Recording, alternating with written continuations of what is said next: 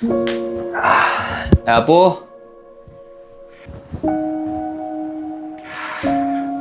લે આવી ગયા તમે? ઉભા રહ્યો, તમારે હારું પાણી ભરતી આવું. હા ભાઈ આવી જાય. એટલે પાણી કેવો રહ્યો આજનો દિવસ? અને તમે કેમ બહુ થાકી ગયા હોય એવું મને લાગે છે? હા તો ઓફિસમાં એટલું કામ હતું ને વાત જ જવા દે. અને આજ આખો દિવસ નકરું વુમન્સ ડે જ આવેલું. હે હારું હારું. ઈ બાને તમે લોકો આજે એક દિવસ સ્ત્રીઓને માન સન્માનથી યાદ તો કરો છો. પણ તને સાચું કહું, તમે આખો દી ઘેરે ને ઘેરે હોય બરાબર. તમે એવું શું કામ કરો છો તમારા વુમન્સ ડે ઉજવવામાં આવે?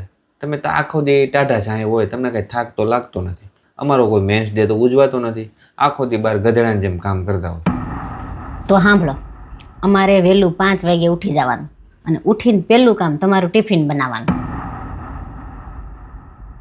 પછી છોકરાઓને ઉઠાડીને એને સ્કૂલે જવા તૈયાર કરવાના. પછી ઘરની સાફ સફાઈ કરવાની.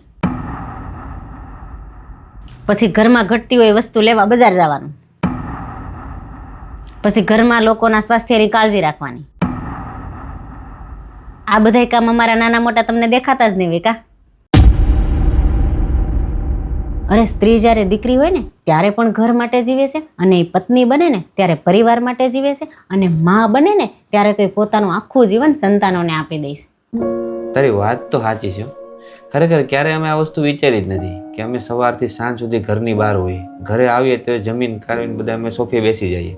પણ આ ઘર કઈ રીતે ચાલે છે અમે કોઈ વિચાર્યું જ નથી.